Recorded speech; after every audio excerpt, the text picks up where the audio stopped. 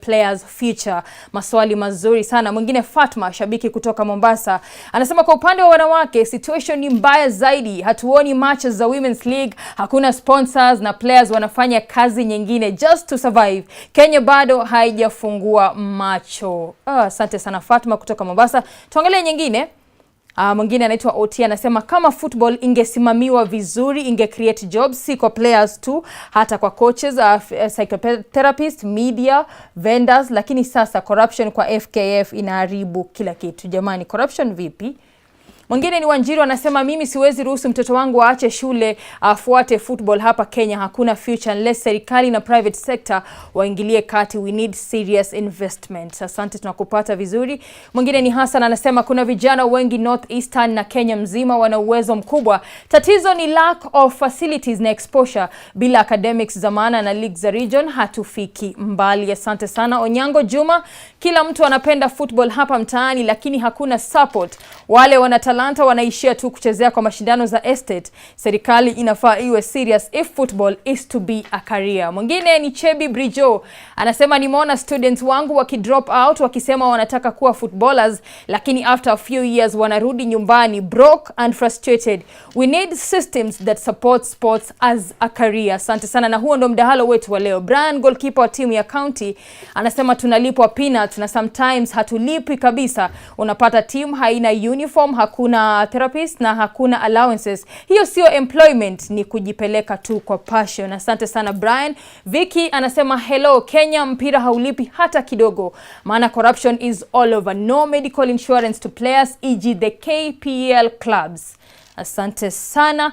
Na narejesha kwako mwenzangu ambaye yuko studio ya pili, Abula Ahmed, na mazungumzo mazuri. Maswali yenu yataweza kushughulikiwa. Endelea tu kuzungumza nasi ukiweza kuuliza maswali na pia kuchangia mdahalo wa The People's Dialogue, tukiangalia soka kama ajira. Kwako Abula.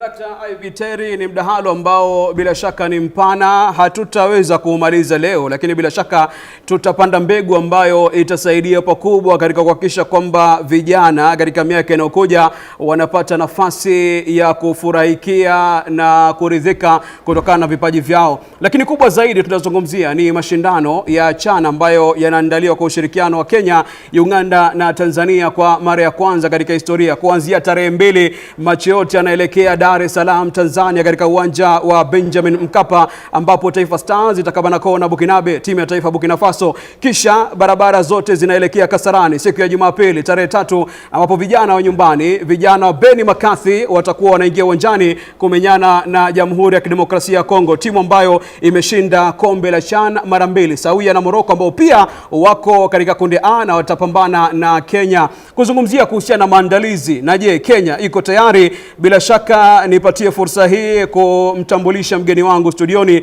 na si mgeni tu hivi bali ni miongoni mwa viongozi katika soka na katika michezo nchini Kenya. Si mwingine bali ni katibu katika Wizara ya Michezo nchini Kenya, Bwana Elijah Mwangi.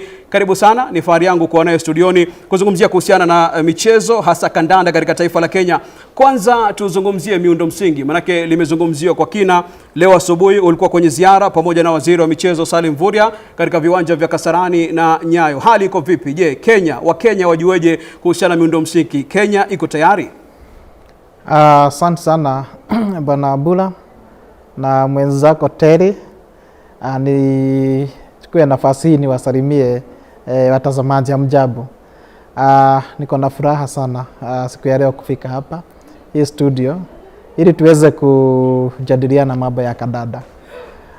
Kenya iko na nafasi ya kihistoria. Mwaka wa 1987 tulikuwa na nafasi ambapo tuliandaa ile dimba la kimataifa. Kutoka siku zile bado tumekuwa tukijaribu. Mwaka wa 1986 tulijaribu, mwaka wa 2018 tukajaribu, lakini wakati huu kwa huu uongozi wa Rais William Ruto tumefaulu. Kusema kweli tumekuwa tukijiandaa kuona ya kwamba tumepata nafasi mwafaka kuweza kuandaa hii dimba la CHAN 2024. Tunasema CHAN 2024 kwa maana Kenya ilibid hii nafasi 2024.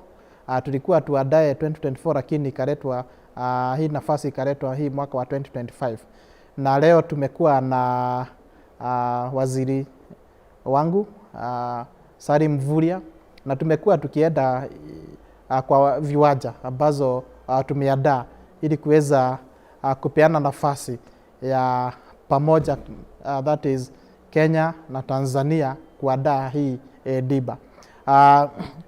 Viwanja ziko sawa, wachezaji wako sawa.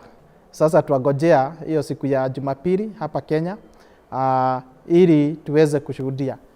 Ni chukue nafasi hii niwaalike wa Kenya, kujeni kwa wingi, maana uwanja huko, vijana wako tutawahitaji. Kujeni mjaze uwanja pale Kasarani, tuweze kushuhudia hii historia. Tulipokuwa tunajiandaa hii CHAN, tumepata nafasi ya kuandaa viwanja kadhaa. Harambee Stars watacheza pale Kasarani, lakini tukiwa ile group A, tuko na zile timu zingine ambazo zitakuwa na nafasi ya kuchezea pale Nyayo National Stadium. Hizo viwanja viwili viko sawa, viko safi. Timu ya CAF imekuwa around na wamesema na wamedhibitisha ya kwamba ziko swali, tuko tayari kuandaa. Lakini kuna ile matayarisho kitambo timu ziende kwa mashindano pale. Tuko na viwanja kama ile utalii. Tuko na uwanja ule wa Police Sacco na tuko na uwanja ule wa utalii, wa ulinzi. Na pale Kasarani kuna viwanja viwili ambazo ziko kado ya ule uwanja mkubwa ambazo tunasema ni Annex A na B, ambazo hata hizo ziko tayari, kumaanisha ya kwamba tuko tayari. Ukiangalia ile picha ambazo ziko kwa mitandao, na leo tumeshuhudia branding imefanyika. Sasa ukienda airport, ukiwa kwa Mombasa Road, ukiwa town, unaona sasa kuna zile branding ya kumaanisha ya kwamba tuko tayari, sasa siku ifike. Tukisalia katika masuala ya miundo msingi, tumesikia baadhi ya Wakenya wakilalamika kwamba mahali waliko aidha ni kaskazini mwa taifa la Kenya ama ni maeneo ya mashariki, kwamba miundo msingi, na ni kweli kwamba serikali imetia bidii katika kuhakikisha kwamba Nyayo na Kasarani inafikia viwango vya kimataifa, jambo ambalo mwaka uliopita hatukuwa hapo. Je, kwa kaunti yule kijana ambaye yupo Migori kule ndani mashinani, kijana ambaye yuko katika maeneo ya Kilifi, kuhusiana na miundo msingi na viwanja, je, serikali inaweka mikakati gani kuhakikisha kwamba anapata nafasi ya kucheza kiwanja ambacho kitampatia nafasi ya kukuza kipaji chake cha soka?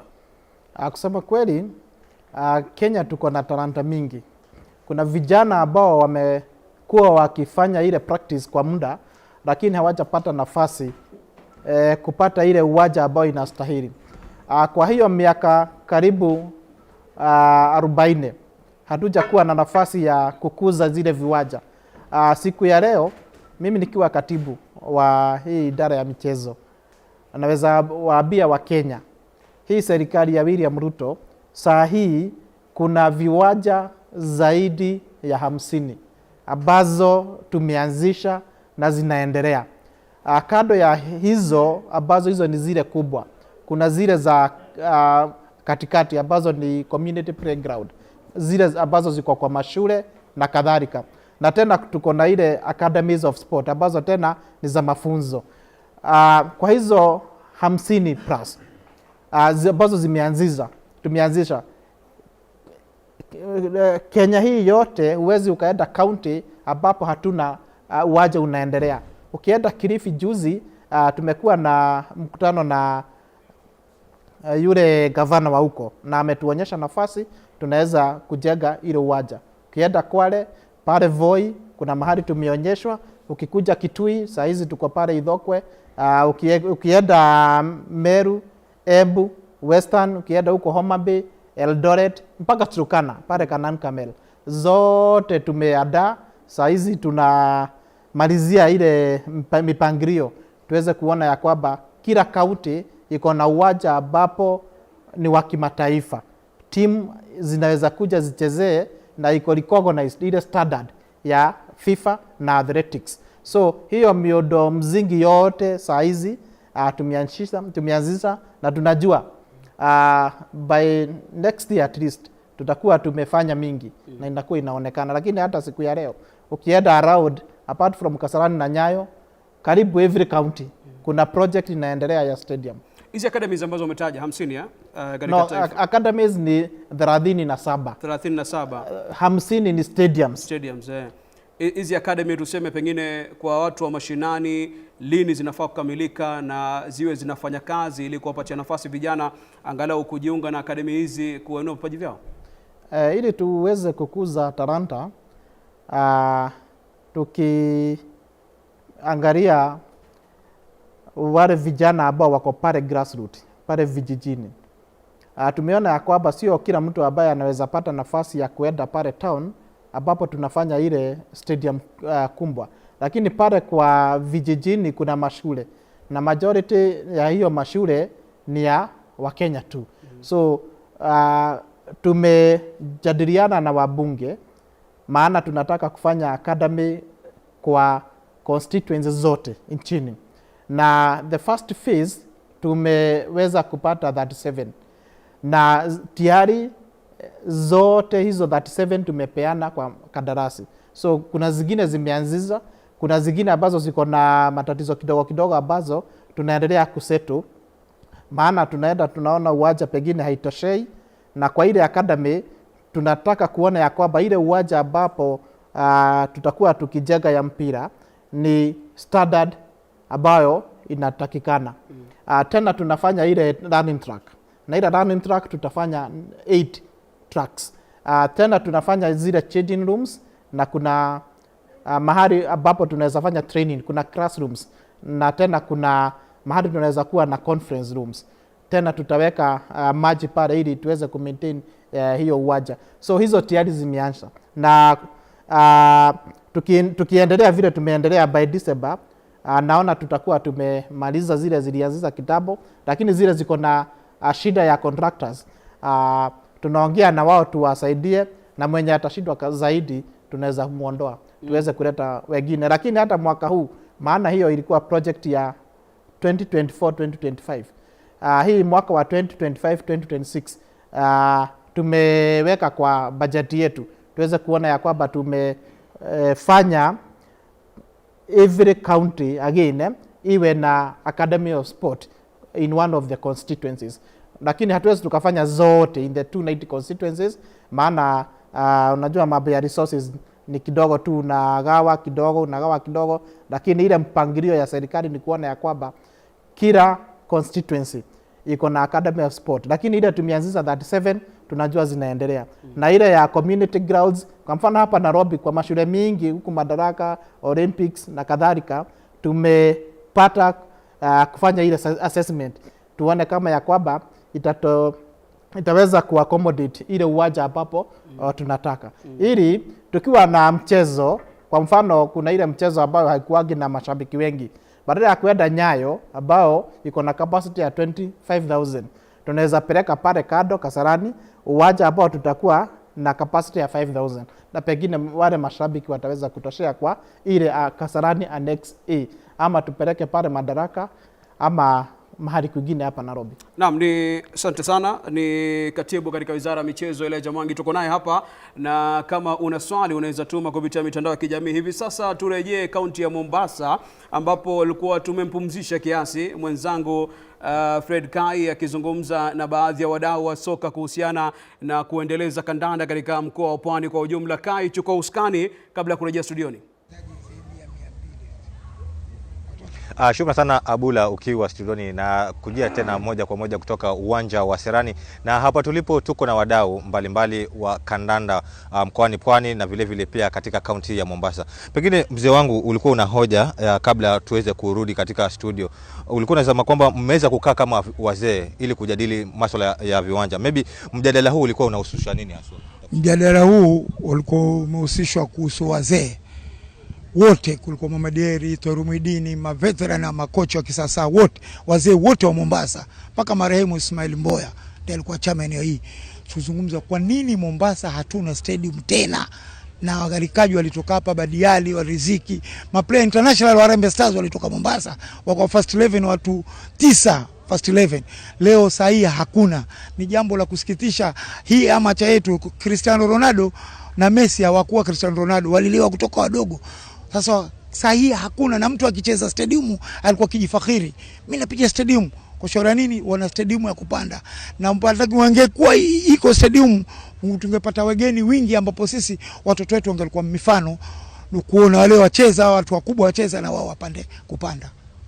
Shukrani sana. Pengine tukiweza kurejelea mwingine hapa, pengine tuweze kuanza tu na masuala mazima kuhusu kama mchezo wa kandanda unalipa, jambo la kwanza, na kama unalipa unaweza kuchukuliwa kama career kwa wachezaji. Okay, kwa majina naitwa Goshi Juma Ali, mimi ni chairman wa Mombasa County Football Association. Halikadhalika mimi ni mshauri wa Gavana Abdulswamad Sharif Nassir katika masuala ya michezo, jinsia na vijana.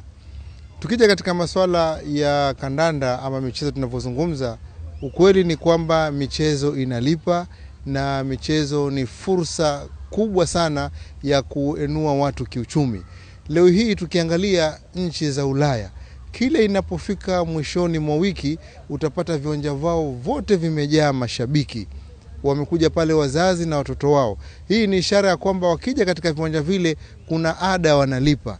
Na ada ile inakuwa ni fursa ya kukusanya fedha, na fedha zile zinakwenda kuwalipa wachezaji, vinakwenda kuandaa mambo mengi ambayo ni maslahi mazima ya washikadau wa michezo. Kwa hiyo mpira hapa kwetu pia tunaweza tukaubadilisha na ukawa ni wenye kulipa. Bora tuanze kwa kutengeza miundombinu inayofaa. Tukiwa na viwanja vizuri na vilivyowekwa katika hali ya kisawasawa, mashabiki watakuja. Mashabiki wakijaa watalipa ili waone mpira mzuri, na wachezaji wataweza kupata ruzuku. Tukiwa na viwanja vizuri, makampuni na mashirika yatataka kujitangaza. Kwa hivyo wataweza kuwekeza katika viwanja vile kwa kutoa fedha, na fedha zile zitazunguka na zitarudi kwa wachezaji. Halikadhalika pia waandishi wa habari, ili waweze kutangaza na waweze kuonyesha michezo ile katika TV, lazima wapate nini? Wapate wadhamini. Na kupitia katika kandanda au michezo, tuna imani ya kwamba fedha kubwa, fedha kocho itapatikana na itaweza kuenua masuala kama haya. Kwa hiyo sisi tupenda kuambia watu, ikiwa leo wachezaji wanalipwa mamilioni, hata sisi pia huku tunaweza. Bora mtu ajipange vizuri, awe na kipaji chake, na atunze kipaji chake, na aendeleze kipaji chake, hatimaye ataweza kupata fedha. Jambo la kufurahisha tu ni kwamba kuna tetesi ama ni habari tumezisikia kwamba ndugu yetu Bajabari, kijana ambaye familia yake ni ya Mombasa, ametoka Mombasa akaondoka hapa akiwa mdogo na ameenda sehemu za nje, leo hii anasajiliwa kuchezea klabu ya Simba. Na pale Simba mtu wa chini mshahara wake unaweza pata pengine ni karibu milioni 1 ya Kenya fedha taslimu. Kwa hivyo hapo ni hatua nzuri ya kuweza kuendeleza mtu maisha yake kiuchumi, yeye na familia yake. Juzi tumepata kusikia kuna vijana wawili, kuna yule kijana mmoja tu Kibet na yule mwingine wameenda Spain kwenda kucheza mpira wa kulipwa. Hii ni kwa sababu gani? Mpira unaweza ukabadilisha mtu maisha yake, bora ajiheshimu na awe na nidhamu na miundombinu iwe iko ya kutosha. Na kwa hivyo unaweza kuambia nini wazazi? Kwa sababu kuna wazazi wengi, kuna Wakenya wengi wameweza kufa moyo kutokana na hali halisi ya viwanja vilivyo kwa sasa. Okay, wazazi, mimi ningependa kutoa ushauri kwamba wazazi tusiwanyime nafasi watoto kucheza mpira. In fact, yatakana tuwape nguvu. Ukimwona mtoto wako ana taaluma fulani ama ana kipaji fulani katika upande fulani, mnunulie vifaa vile ili aweze kuendelea na upande ule, aweze kusonga zaidi. Lakini kama sisi tutakuwa tuwanyima, hatutaki wacheze mpira, hatutaki wacheze mchezo wowote, itakuwa hawawezi kupanua mabongo yao, hawataweza kuinteract na watu, na wala hataweza kufanikiwa katika vile ambavyo vimo katika mili yao. Elimu ni jambo la msingi, lakini si sote ambao tumejaliwa kuwa na elimu nzuri ama kuwa very sharp katika masomo. Kwa hivyo mambo kama haya ni muhimu na yatatuweza kutusaidia tuweze kusonga mbele. Shukrani sana Goshi kwa muda wako. Pengine tukimalizia Bati stuta hii. Mwambie ngurume. Hii. Niko na Chairman Goshi bwana hii. Shukrani sana. Ahmed Abula, semi hizo za vikosi vizima ama wadau wazima wa soka kaunti ya Mombasa wakiweza kunena tu na kuweza kuelezea tu masuala kadha wa kadha, kuona kwamba ni jinsi gani basi wataweza kujenga kandanda na vile vile ni nini haswa kinatakana kuweza kufanyika ndiposa kandanda Pwani, kandanda Kenya iweze kuimarika. Kutoka kaunti ya Mombasa, jina langu ni Fredrick Abula. Batistuta anaonyesha bado nguvu na ujasiri anao. Ukimpatia mpira anaingia uwanjani hivi sasa, piga 2-3 kama Batistuta mwenyewe, miongoni mwa vigogo wa soka kutoka kaunti ya Mombasa na mkoa wa Pwani kwa ujumla. Na maswali mengi yamezungumzwa. Uzuri ni kwamba niko naye mtu ambaye hapa ndio jawabu ngazi ya juu katika serikali, na mzungumzia katibu katika Wizara ya Michezo Elijah Mwangi. Kwanza tuanze na lile swali ambalo umegusia la uwanja Tononoka. Wamegusia kwamba hatuna uwanja unaostahili kupatia vijana nafasi ya kucheza soka. Abura, ni kweli. Ukienda pale Mombasa kuna ile uwanja wa Tononoka ambapo ile county government ya Mombasa ilikuwa imepata contractor ambaye alikuwa ameanzisha ile kazi ikafika kiwango fulani. So tumekuwa na mazungumzo na gavana wa Mombasa tukiweza kuangalia ya kwamba Mombasa pia iwe na uwanja. Kuna proposal tumekuwa nazo pale outskirts ya Mombasa, lakini ile uwanja ambapo tunaweza kuwa na ile capacity tungetaka 20,000 to 40,000 ni pale Tononoka, na tunatumai ya kwamba tutaweza kusikizana tuweze kuzidua yule mradi ili iweze kumalizika. Lakini sio kusema ya kwamba wanakadada wa Mombasa hawana nafasi ya kucheza mpira wa kandanda, maana kuna viwanja vingine hata kama ni vidogo ambazo ziko pale, na ukienda pale Kwale kuna ile uwanja mwingine ambapo uko pale. Lakini vile nimesema, hii serikali inataka kuona ya kwamba kaunti zote kuna uwanja ambapo ni wa kimataifa, ambapo vijana wetu wanaweza pata nafasi ya kuweza kukuza talanta. Tuko na msemo pale kwa wizara, ambapo tunasema talanta hela, na kama vile wenzetu pale Mombasa wamesema michezo inalipa. Ni vile tu hapa Kenya tumekuwa na tatizo kidogo za uongozi.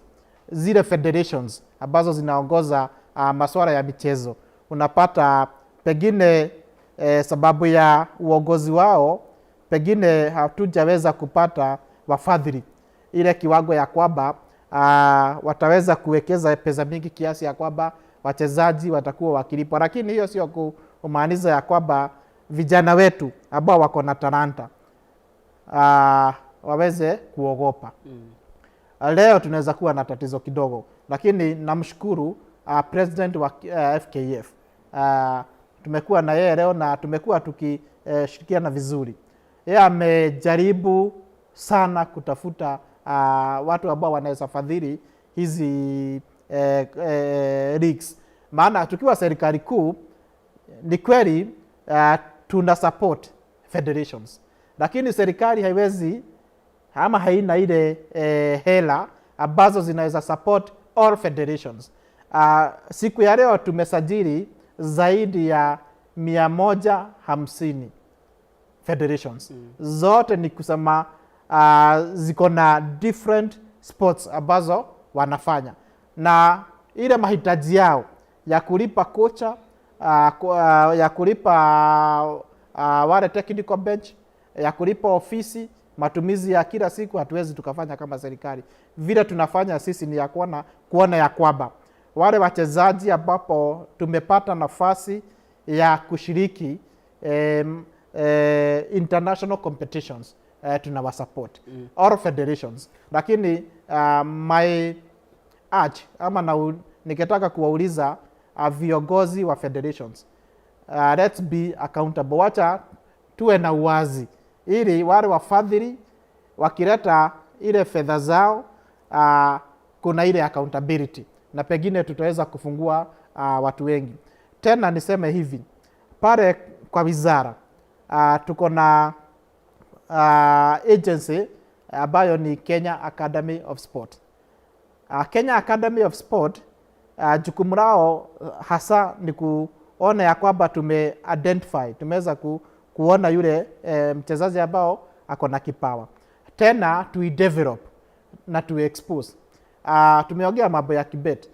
Kibet alikuwa identified through hiyo program ya Kenya Academies of Sport. Vile tunafanya kama saa hizi mashule yamefunga, lakini kuna ile michezo ya mashule ambayo imekuwa ikiendelea. Tukitumia hiyo Academies of Sport, kuna wale watu tunatuma ambao wana identify talents across the country. Hao vijana ambao tume-identify from different discipline tunawaleta pamoja. Tukiwaleta pamoja tunaleta trainers. Wanakuwa exposed to different competitions. Hiyo ni kupitia Kenya Academies of Sport. Na pale mwisho tunapata talent. Hiyo talent tunawa expose then to ile mashindano internationally. Na hapo ndio tunakuza na tunapata vile vipawa ya kwamba saa hizi unajua tuko na under 17 both boys and girls, tuko na under 20 boys and girls. Hivyo ndivyo tunaweza pata vile vipawa. Na tukiwa pale kuna wale sponsorship. Unapata kijana amepata sponsorship, ameenda kufanya michezo outside the country. Na hapo ndio sasa tunaweza kuwa expose na wapata ile hela ambao tunaongea siku ya leo. Swali ambalo tunauliza leo, na umegusia swala zuri la talanta hela. Nakumbuka mwaka jana kulikuwa na mashindano ambayo yalianzishwa na waziri aliyokuwepo Ababu Namwamba, ambaye hivi sasa anajivunia ufanisi wa Aldrin Kibet, ambaye alipitia mashindano yake na hivi sasa anachezea klabu ya Celta Vigo ingawa ni timu ya chini. Je, serikali tukiwa tunasubiri hizi academy na pia kufuatilia mashindano ya shule, yapo mashindano mengine ambayo mnaandaa pengine ya counties kutafuta vipaji kwa njia moja au nyingine kwa ushirikiano na Kenya Academy of Sports? Kusema kweli kuna zile federations, maana kuna michezo kadhaa.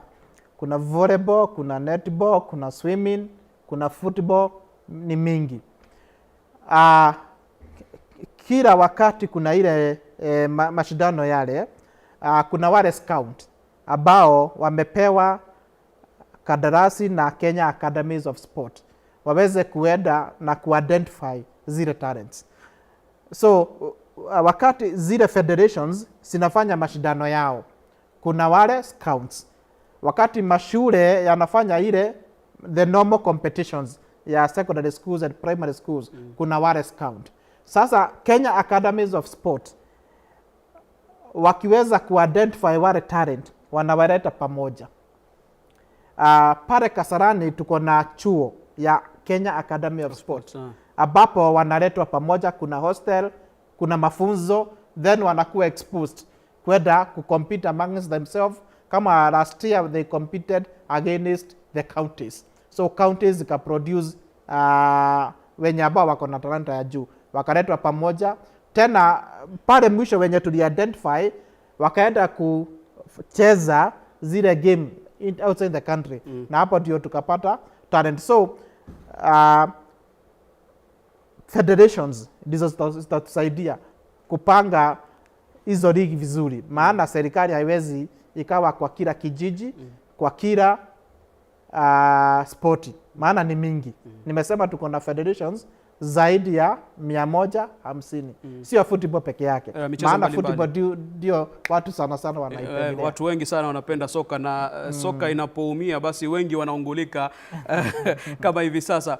Tukirejea kwa mashindano ya CHAN, pengine unasikia mtu aliye Kisumu anasema kwamba mimi sijahusishwa, sijui pengine kuhusishwa kwa njia gani. CHAN inatoa nafasi nzuri sana, mbali na timu ya taifa, mbali na miundombinu. Kitu gani ambacho kinafanya kuonesha CHAN kwamba inahusu Wakenya wote kwa ujumla na wanafaidika kwa njia moja au nyingine kupitia CHAN? CHAN kama serikali sisi tunaona manufaa tofauti. Kwa mfano tukiandaa hili dimba la CHAN, kiuchumi kuna manufaa.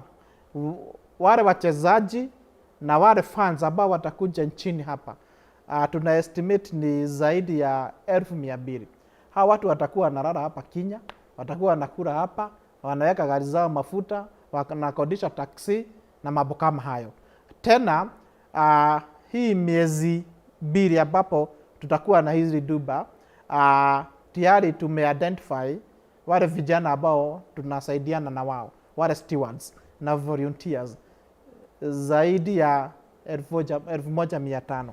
Hao ni wa Kenya. Na tuliwapata kivipi?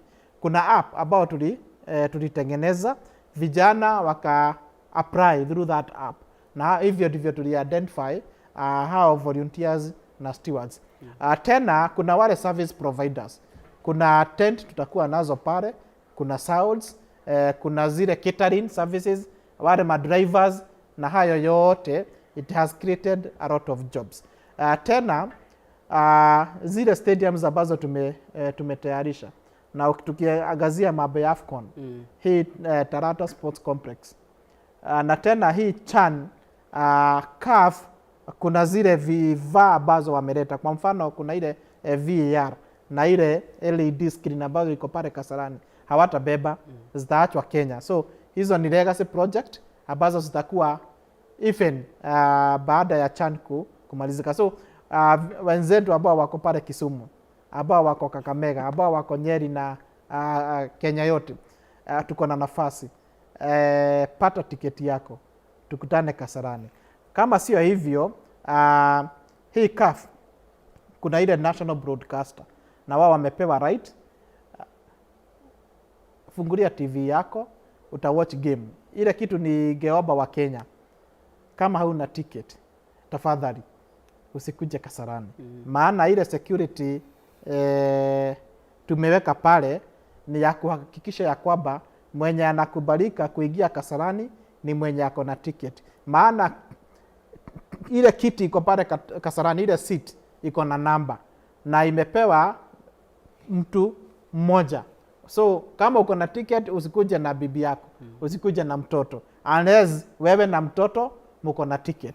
Na hiyo ndio nafasi tumepatia Wakenya. Wachuuzi ama hawkers watasema tumeachwa nje, manake kuna taarifa inaenea kwamba hawaruhusiwi kukaribia karibu na uwanja wakati wa dimba la CHAN. Ni sheria ambazo zimewekwa na pengine hata CAF pia inahusika kwa njia moja au nyingine, lakini unawaambia nini? Wanapata nafasi gani? Manake kuna mchuuzi ambaye ameona CHAN inakuja uwanjani kutajia, lakini siruhusiwi kukaribia. Anapata nafasi gani mtu kama yule ambaye anauza bidhaa zake ndogo ndogo? Kusema kweli kuna sheria ya CAF. Maana kama vile tunasema pale kwa uwanja hatukubali mtu ambaye hajaketi kwa kiti. Lakini pale kwa uwanja tena kuna ile shops. Ukienda Kasarani kuna maduka kiasi pale ambapo wachuuzi fulani wanaweza pata nafasi ya kuuza pale kwa hilo duka. Lakini wakitoka nje, wale fans ambao watakuwa wametoka Nakuru, ambao watakuwa wametoka Mombasa, watakuwa wametoka wapi? Si wanakuja Nairobi bado. So wakitoka pale kwa uwanja wako na nafasi. Wewe kuwa mchuuzi na uko na sehemu ambapo unafanyia ile biashara, utapata nafasi. Maana Wakenya wengi watakuwa wamekuja, tena kuna wale wageni ambao watakuwa tena wamefika. So bora tu ujipange kwa duka lako, hakikisha uko na ile bidhaa ambao unaona hii msimu wa kadada hizi ndizo zinatakikana. Kwa mfano kuna ile majesi, kuna makofia, kuna sinwachuzi tu, kuna ile bendera ya nchi na mambo kama hayo. Itapatikana tu na watakuwa na nafasi ya kupata biashara.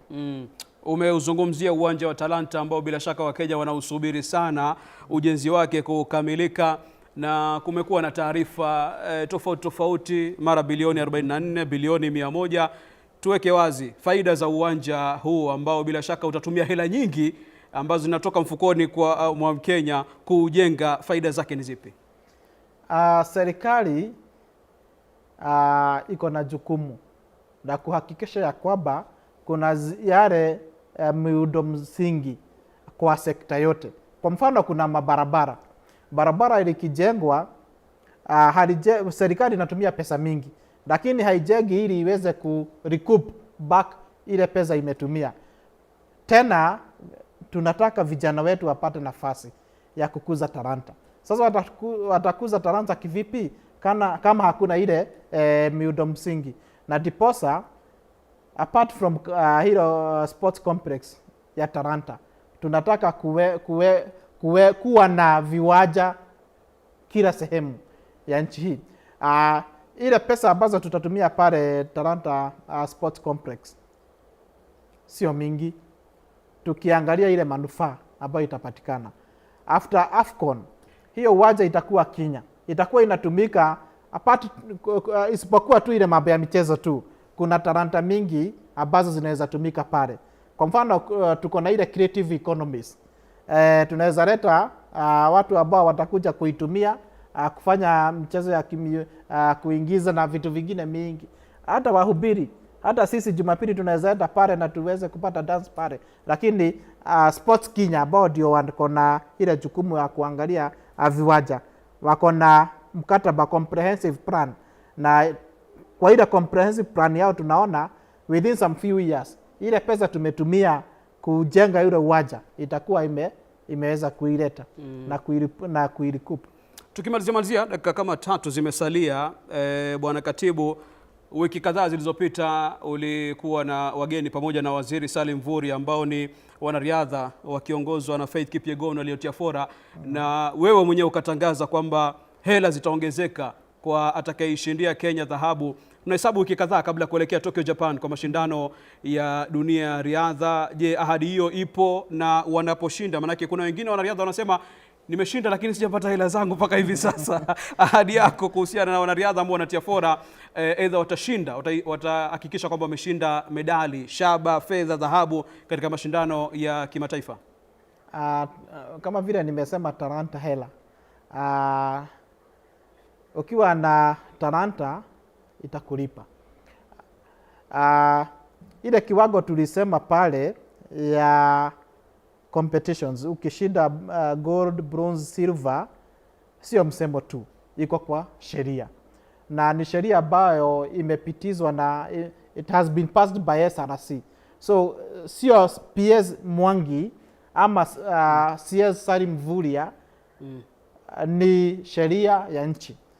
Kwa mfano wenye wanavunja rekodi, sheria inasema tuwapatie 5 million na iko.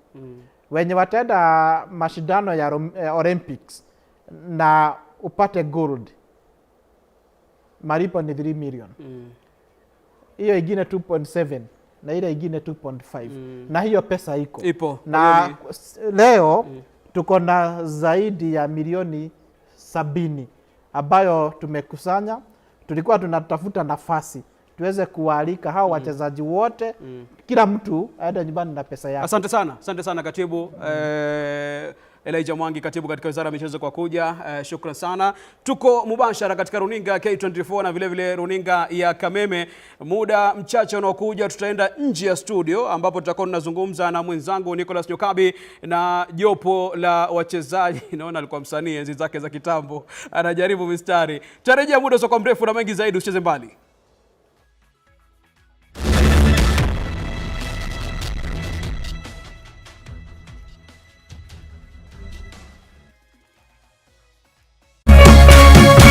Kameme TV, muthegi wa ruriri.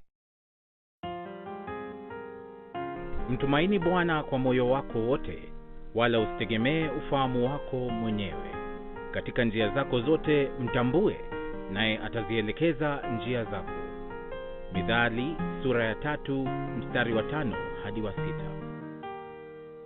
Ili kuset Mtumaini Bwana kama skiza tune yako, dial *811 *618#.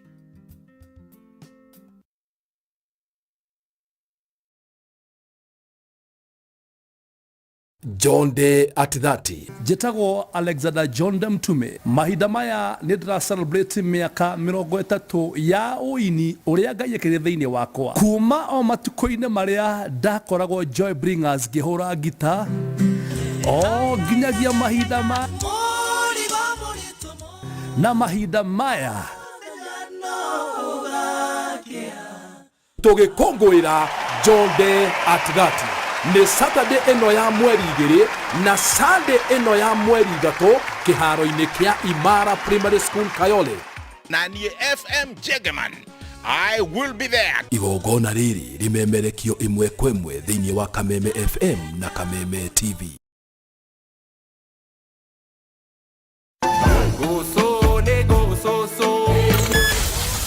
Jumamosi mwezi kenda August. Kameme kayo kamwigana Kameme TV tokenyitirira mathaga maitu turakurehera Mataha Festival.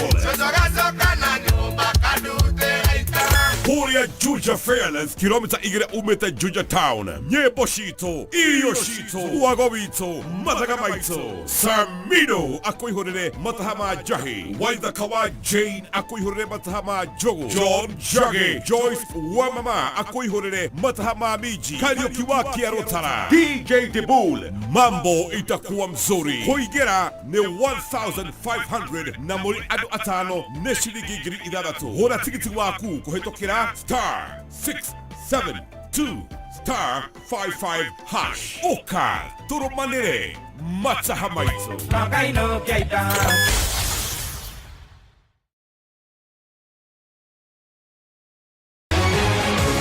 People Daily, Kenya's trusted newspaper, is making history as the first daily to go fully digital. By transitioning from print to the PD News app, we are delivering the same exceptional journalism you've relied on for years in a completely new way to experience it. It's news for today and the future.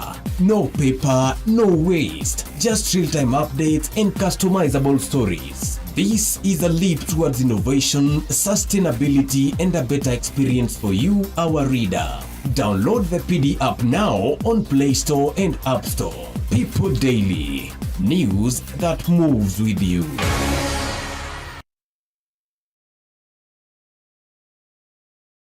Ngoro yakwa nĩ gũkwambararia ĩkũgocaga hingo ciothe we wanjamithirie irathimo ciaku ũgĩtũma nduĩke mũira wa ũtonga waku. Nĩ thengio nĩ marĩa ũnjĩkagĩra ona ngũhĩtĩirie no ũthiaga na mbere na kũndathima na nĩkĩo ndoiga ngoro yakwa ĩgũtũũre thererũkĩte ĩgũcokagĩria ngatho nĩ marĩa ũnjĩkagĩra. Rũgambi rũrũ rwa ngoro yakwa rũthondeketwo rũtuĩke ũira kũrĩ andũ arĩa marakũhũrĩra rĩrĩa marakũhũrĩra magathikĩrĩria mawĩko marĩa Ngai agwĩkĩire. Kwĩgwatĩra skiza tune ngoro yakwa hihinya *811 *487# wĩgwatĩra skiza tune ngoro yakwa tarũgambi thimũ-inĩ yaku ũmũthĩ ũkeni arĩa othe marakũhũrĩra thimũ *811 *487#.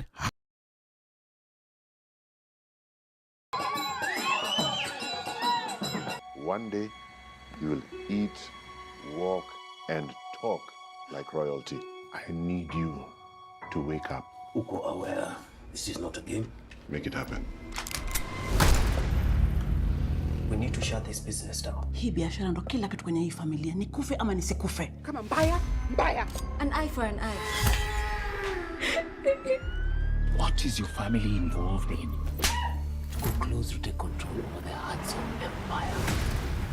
When you know Mazana.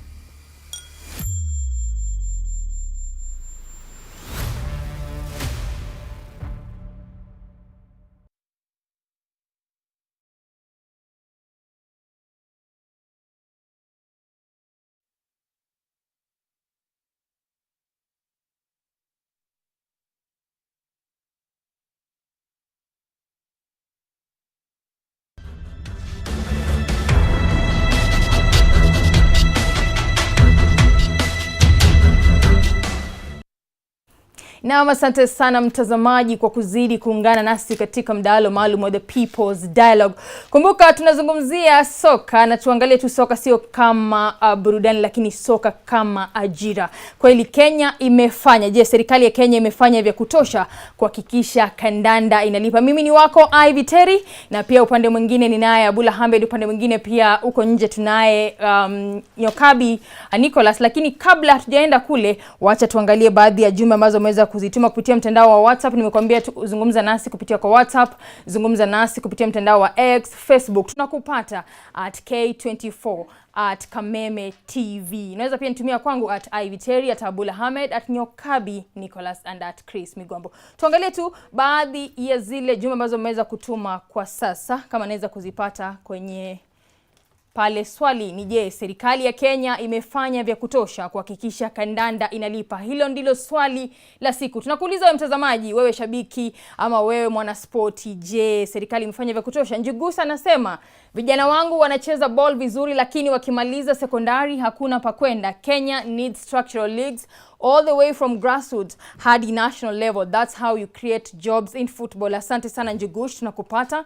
Zainab anasema football is not just about the pitch. Kuna jobs kwa data analysis, kuna match officials, kuna event planners, lakini Kenya hatuja create hiyo ecosystem ya ajira, tunangangania tu national team. Asante sana Zainab. Mtu anasema tunaona kina Michael Olunga wakicheza nje, lakini locally hakuna support. Hata timu ya shule ya mtaani haina mpira mzuri. Serikali ikielekea serious investment, vijana wengi hawatakuwa jobless. Asante sana Mtua. Mwingine anasema Naliaka WhatsApp anasema mtoto wangu anacheza vizuri sana, lakini kila mwaka academy inafungwa sababu ya pesa. Watu wa serikali hawasaidii. Bila stability hizi academy haziwezi produce professionals. Jamani, asante sana. Kiplangat anasema niliwahi kujaribu kuchezea timu ya NSL, lakini walikuwa wanatulipa fair tu, hakukuwa na contract, no insurance, no career growth. That's not employment, ni struggle. Asante Kiplangat, tunakupata. Amina anasema kama unafungua sportswear shop ama sports cafe, you depend on active leagues and fans culture. Bila football serious, hata sisi biashara zetu haziendi. Football is not just a game, ni economy. Asante sana. Mwingine ni DJ Karisa Baraka anasema ningependa kuwa professional footballer, but kila mtu ananiambia hiyo ni dream ya bure. Hii ni kwa sababu Kenya haijaonyesha kuwa football ni kazi ya maana. Tunaweza tu, but hatutaki kuweka effort. Mwingine Nyawira anasema ningependa kuwa sports journalist, but position ni chance. If football industry ingekuwa organized, sisi players tu, hata sisi tungepata ajira. Media, marketing, PR, kuna opportunities nyingi. Asante Nyawira. Mwingine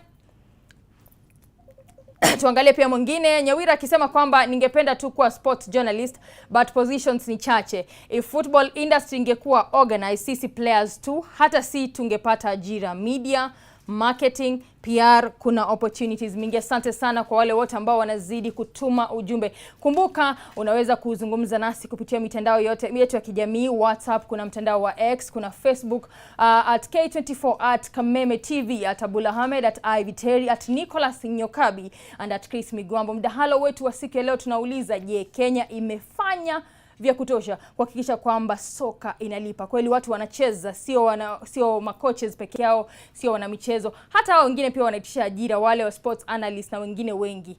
Kenya imefanya vya kutosha ama bado tungali? Tunao watu wengi ambao wanaenda kuzungumza, na sasa anarejesha kwa upande wa pili wa studio ambapo Abula Ahmed yuko na kikosi chake ili kuweza kujibu maswali uliouliza mtazamaji. Kwako Abula Ahmed. Asante sana Iviteri. Swali ambalo tumekuwa tukiuliza tangu thenashara juu ya alama, je, ni mikakati ipi iliyo bora ambayo serikali imeweka, wadau wameweka ili kuhakikisha kwamba soka si mchezo tu, soka si burudani pekee, bali soka inakuwa pia ni ajira katika taifa la Kenya, kuwapatia matumaini vijana walio na talanta chipuka kwamba miaka inaokoja siku ipo itafika ambapo pia nao watakuwa wanakula jasho lao kama shughuli zingine ama kazi zingine katika taifa la Kenya.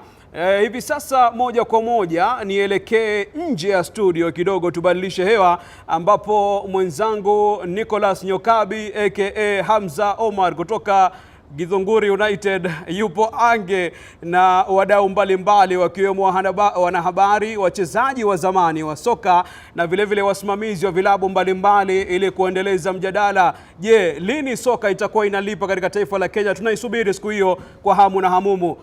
Nicholas Nyokabi, kazi kwako.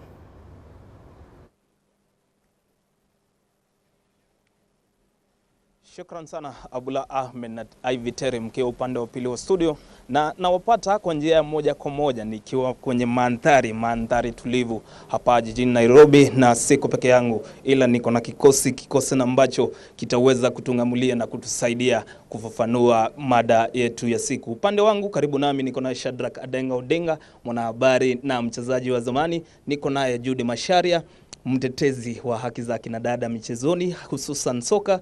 Niko naye Mheshimiwa John Njogu, mheshimiwa mwakilishi wa wodi kaunti ya Kiambu kutoka eneo la Gitodhwa na mwanzilishi wa akademia ya soka ya Ruiru. Niko na yeye nahodha wa kwanza kuongoza Kenya Police David Cheche Ocheng kuweza kutoa ubingwa wa ligi kuu ya taifa. Niko naye kijana kutoka Kikuyu Mark Kenyanjui ambaye pia ameniambia ni mwenyekiti wa Kikuyu PCA, na niko naye Pablo ambao wataweza kunisaidia siku hii ya leo kuweza kujibu mada yetu na swali letu la leo ambalo ni iwapo soka inaweza na ama soka inalipa. Shadrack, mchezaji, sijui unahisi namna gani mada yetu hii ya leo? Wewe kama mchezaji wa hapo awali umetangamana na wachezaji, soka yetu inalipa? Utasema kwamba ni ile hali ya kwamba ni panya puliza tu, unajua unauma hapa ukichuja kule pengine. Manake ukiniambia inalipa, angalia hali ya mchezo na wachezaji wenyewe hapa nchini Kenya. Nikikutajia timu ambazo zinashiriki katika ligi kuu hapa nchini Kenya, timu 18, ngapi unajua zinalipa? Utapita idadi ya 5. Hao wengine maskini. Kwa hivyo tukisema mchezo unalipa, wacha tuweke pesa katika ligi. Ligi inalipa kwa maana ya kwamba huwezi kuwa na ligi ambayo inaongozwa na shirikisho la kandanda. Kwa mfano, English Premier League ni kampuni, Bundesliga ni kampuni, La Liga ni kampuni, hii yetu ya FKF ni federation. Mbona isiwe kampuni? Kulikuwa na kampuni inaitwa KPL, alafu waleta mauzo, waleta televisheni SuperSport. Mpira ulilipa wakati huo. Mchezaji akitoka mahali kama Muhoroni analipwa, sio? Lakini wewe niambia kwa mchezo wa kandanda unalipwa, na ukihesabu timu zinalipa hapa nchini Kenya hazipiti 5 ama 6. Na tunazungumzia timu 18 katika jedwali. Wachezaji wengine wataenda wapi? Watasalia kuwa maskini tu. Judy, kabla tuweze kuingia hewani ulikuwa umeniambia hukuweza make it to the professional. Sasa tunaweza kuita na lugha ya Kiswahili mchezaji limbukeni ama amateur. Judy, sijui soka ilipotelea wapi along the way? So for me naweza sema ilipotea kwa sababu I grew up in a family ilikuwa ina focus na academics. So mind yangu completely haikuwa ina consider sports as a career at all, as much as nilikuwa na passion. And growing up hata hiyo side ya Madiwa ilikuwa so much easier for me, like could network around the sports community in general. So hata vile nilijipata in this space professionally sahi in a different capacity and not as a player, I feel like ina serve more of my personality kukua inside than being a player, kwa sababu niko na mdomo, so ningekuwa mchezaji sidhani ningetoboa. So si ball ilikataa? Yes, sidhani. Yeah, nilikuwa left back actually. So Shedi hapo naona nakupata. Mtu wa Gitodhwa, shukran sana kwa kutenga muda kuongea na sisi jioni hii ya leo. Na wewe ni kocha na pia unanacha, uko na akademia yako ya soka pale Ruiru. Pengine sijui ni mikakati ipi ambayo utakuwa unaweka, na kwa sasa ukilinganisha nyakati zile ulipokuwa mchezaji na kwa sasa soka imekuwa ikilipa, na ni nini haswa inafanya soka yetu haijafikia mahali na ambapo tunatazamia iweze kufika? Asante sana Nicholas. Mada ni safi sana. Hii mada ni mzuri sana. Ukiangalia tunaweza kuiangazia kwa mambo tofauti. Nikianza tu na kusema soka kivyangu inalipa. Sababu inategemea ni kiwango kipi ambapo tunasema malipo. Sasa ukiweka kiwango, ukiweka kama Kenya Premier League, niseme tu nimekuwa kocha katika Kenya Premier League, Murang'a Seal hivi majuzi nimekuwa head coach hapo. Na wachezaji wanapata pesa. Lakini ni kiwango ambacho vile mwenzangu amesema cha chini sana. Ukiangalia basi unaweza sema kiwango ambacho wachezaji wetu ambao wako katika Kenya Premier League kinategemea. Ikiwa maybe mtu anapata pesa tuseme 50,000 ukikompea na kule Uingereza basi hailipi. Lakini ukiangalia ni wachezaji ambao labda ni chipukizi ndio wanaanza, basi ni jambo nzuri ya kuanzia. Leo hii mimi pia ni mkufunzi pale KCB, ambapo tunaona wachezaji ambao ni wachanga wanaingia pale wanapata hizo hera kidogo aweze kujimudu. Nikiangalia tu nikimalizia niseme tumekuwa na wachezaji wengi vile umesema pale Ruiru Sports Academy, akiwemo yule anajulikana sana Francis Kahata ambaye amecheza haswa na Cheche, juzi wamekuwa ndio champions wa Kenya Premier League, na ameanzia mbali sana. Ukiangalia amejimudu kimaisha na hiyo hela kidogo, lakini ukiangalia kwa kirefu tu niseme hapa nchini Kenya haijaweza kulipa jinsi mchezaji anafaa kulipwa, lakini tunaanza tu. Ndio huko kuna hali kama huwa. Super Captain fantastic. Yes. David Cheche. Niaje. Karibu sana jioni ya leo. Asante sana. Na first and foremost congratulations. Hatujapatana. Nashukuru sana. So Cheche, umecheza hapa nchini, umecheza ng'ambo. Soka najua kama kuna kitu ambayo imeweza kubadilishia maisha yako, wewe ni soka. Na sijui unaweza sema aje, soka inalipa ama iko tu? Soka inalipa worldwide. Wachezaji wengi sasa tukianza na the big names kama kina Ronaldo, ukiona wamekuwa businessman juu soka inalipa. But vile Mr. Shadrack amesema hapo, ukikuja kwa nchi yetu I think unapoa tu ile ya kujisaidia kidogo na familia, na hiyo amesema ni kama panyapuliza. So unaweza pata issue inakuja ukipata kuna teams zinapatia wachezaji pesa na kuna teams hazilipi wachezaji. So hapo kuna big difference kwa sababu mko kwa the same league na wachezaji wengi hamuishi the same lifestyle.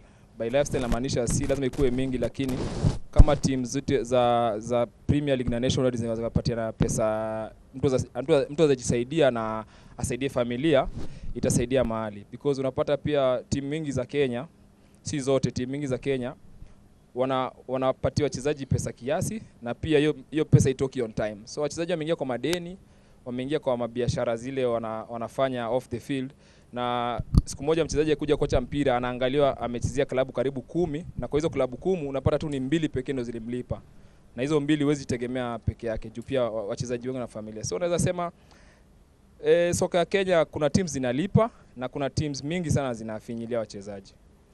Unasema wachezaji hapa nchini wanaishi kwa njia ya fuliza tu wako tu. Ni ukweli wachezaji wa Kenya wengi wetu hawaishi poa. Si kwa sababu ati ni juu na kwao, because hata recently kuna klabu unasikia wachezaji wamekaa miezi karibu 7 hawajalipwa na umeachiliwa, na wachezaji wengi na mafamilia pia. Na hii miezi 7 unaishi kwa nyumba ya mtu, lazima ulipe rent, lazima ukule, lazima uende mazoezi.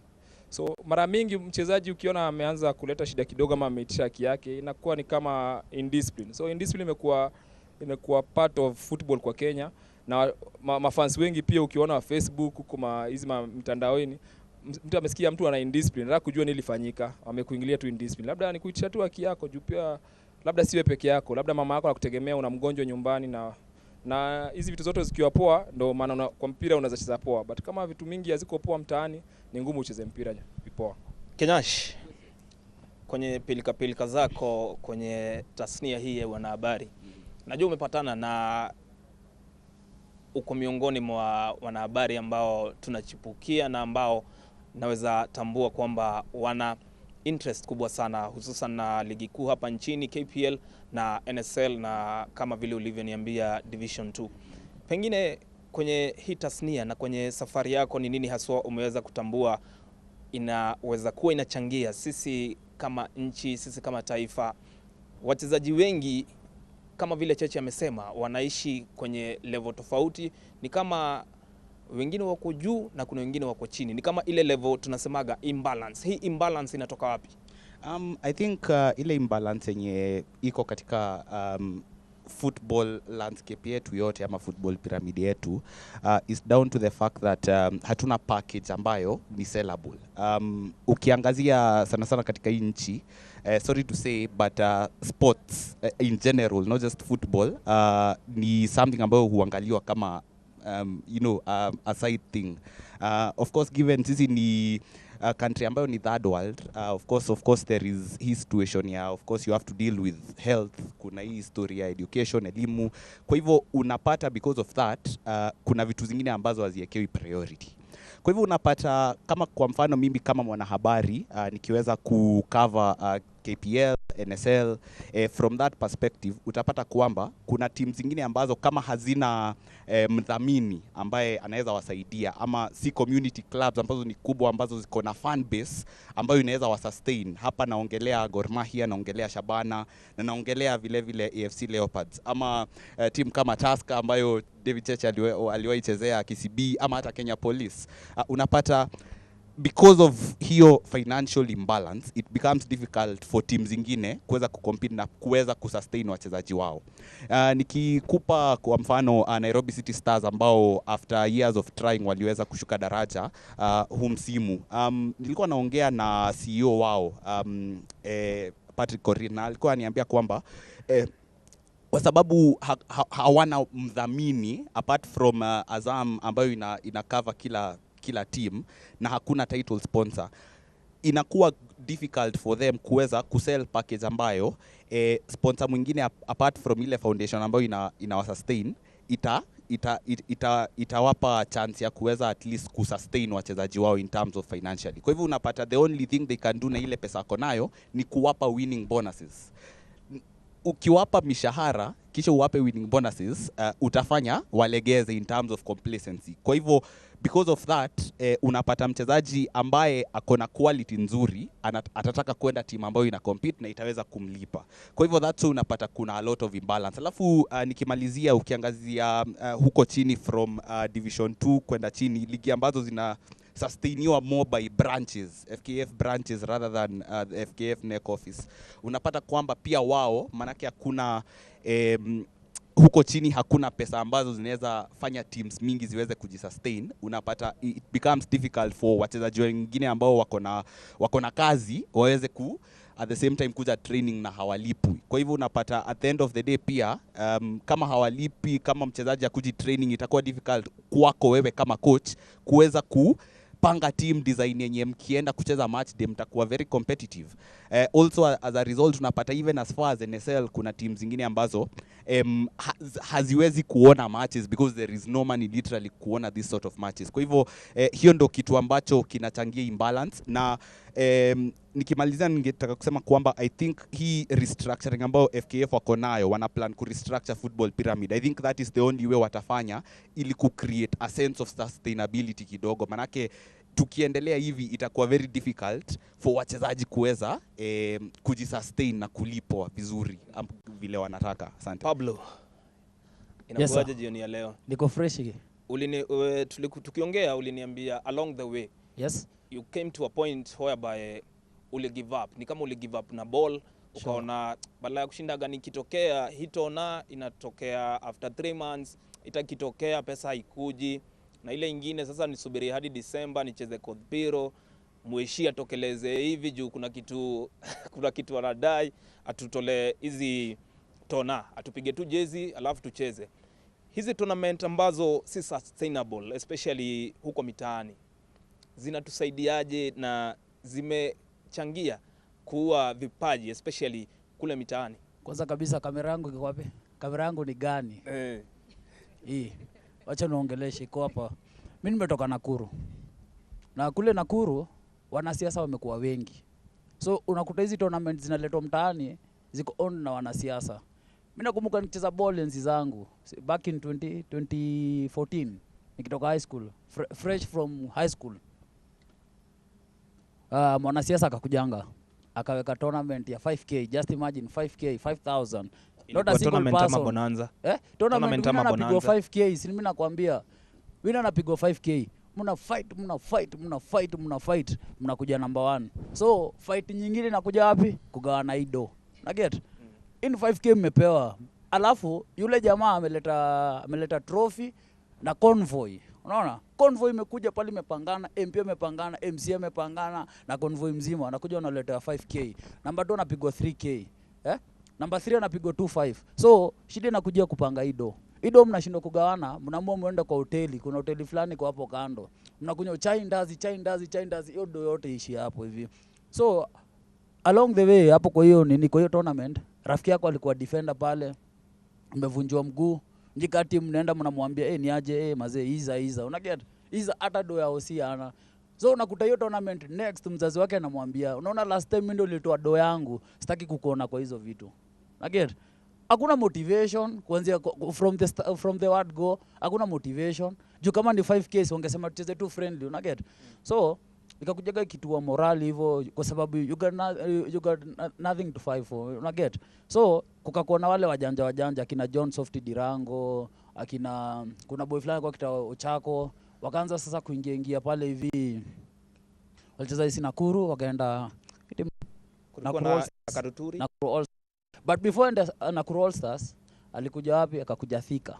Thika nao akapata challenge moja. Na inakuja hivi. Sijui kama ni woga, ama ni chuki, ama ni wivu. Kwa trials, unakuta team kama ya coach, leo amesema mimi nataka nikuwe na trials. Niite wasee, nationwide. Mseme toka Kakamega, mseme toka wapi. So unakuta 90% ni vijana wa Nairobi. Tupatane? Vijana wa Nairobi. So wakisikia wenu wa Nakuru, unaambiwa aje weka kando. Unaona? Wakisikia wenu wa Kakamega, weka kando. Wakisikia umetoka Kisumu, weka kando. So utakuta wa Nairobi, Shadia ako na mtoi wake pale, amesukumia kocha 60k. Anamwambia mtoi nataka apige KPL next season. Unaona? Huyu mwenye ni wa Mungu, huyu mwenye ako na talanta, ushamlose hope, unataka arudi wapi? Arudi Kakamega, get? And ndio the right person acheze hii nini? Apige level kama kina Cheche, get? So utakuta shida inaanzia huku chini. First of all, kuna makatelo wanataka kusukuma maboys wao. Na kuna wale maboys sasa wanaingia na Mungu sasa. Yenyewe ndimu unaipiga mpaka yeye anashindwa atakuwekaje, unapiga ndimu mpaka yeye anashindwa get. So ikifika hapo kwa sababu hujui hizi ujanja za town, sasa wewe ndio utakuwa unaambia bro wewe kufia tu team nini kochesa naona uko poa, anakutafutia kanyumba, unaona? Anakutafutia kanyumba pale na kulipia kanyumba kaka 5k single, unaambia wewe tokeaga mazoezi, get? So hapo ndio unakuta level ya ball kuna wenye wanaicheza vile inafaa, kwa sababu utakuta mtu kama Cheche of which sijui Cheche ako na bosi anaendaga Kilimani, get? So yeye alipwe asilipwe ataenda Kilimani atakula kuku. So do yake kikuja itakuja kaa bonus. Alafu kuna mtu kaa mimi nategemea hii ndimu ndio nikule, ndio nilipe nyumba, So utaichezaje professional while madeni imekuweka? Unajua it was so unfortunate kuna goalkeeper fulani atisijua ameuliwa, sijui wapi huko kwa sababu ameiba simu. Sikupenda kwake bro. Sikupenda kwake. Get? Sikupenda kwa huyo msee. So tukiwezeka 2 channels fiti, alafu tuweke, unaona kama vile hawa wa muziki wanasema mboka doba. Wacha hata hiyo football iko ndio mboka. Unacheki? Hasa wapige ball wakijua mazee hapo nyumbani mimi nenda na maziwa. Dadi hivyo venye Shadia anasema ataenda sanu wake amkimbilie. Wewe umetoka umepigwa mabuti huko lakini mfuko iko fiti. Hata hiyo pain hutaisikia, get? Shedi. Naam. Umecheza hapa nchini, umecheza ugaibuni. Umeweza ku-experience two different kind of environments ama mazingira tofauti sana. Kuna mazingira 3 ambayo umeweza kupatana nayo. Kwanza ukiwa mchezaji hapa nchini na ukiwa mchezaji nje ya nchi, na sasa kwa sasa ukiwa mmoja na kuonaga kwa mikutano za Kefo. Haya mazingira ukiritaya unakuja huko ukiritaya ingia Kefo. Haya mazingira yote matatu najua kuna vitu 2 ama 3 zenye umeweza kulana. Naam. Shedi, hizi loopholes zinatokea wapi? Nafikiri kwanza changamoto kubwa ambayo tuko nayo sasa na imekuwa ni kama tunasema hapa nchini Kenya ni kama is a generational curse. Mababu zetu akina Alan Thigo walicheza na hii laana. Ukikuja akina Josephat Murila in the 80s, laana ni hiyo. Wale walicheza in the 90s, laana ni hiyo. Sisi tumechukua in the 2000 mpaka amini usiamini mimi nimecheza KPL nikiwa na 17 years. Club inaitwa Reunion nikiwa form 3. Ulikuwa unapewa 50 bob and the late mark again. 50 bob. Shilingi 50 fair. Uliza mtu wote ambaye alicheza Reunion. Ilikuwa club ya KPL. Mimi nilikuwa napewa shilingi 50. Unaona?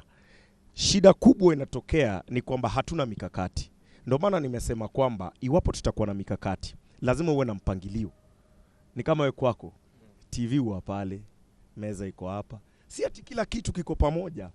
Tukiwa na mpangilio, kwa mfano ninavyosema na campaign coach, utakubaliana na mimi, when there was a company running football here, hata mchezaji ambaye manake wakati huo ndo mimi natoka Marekani na rejea Kenya.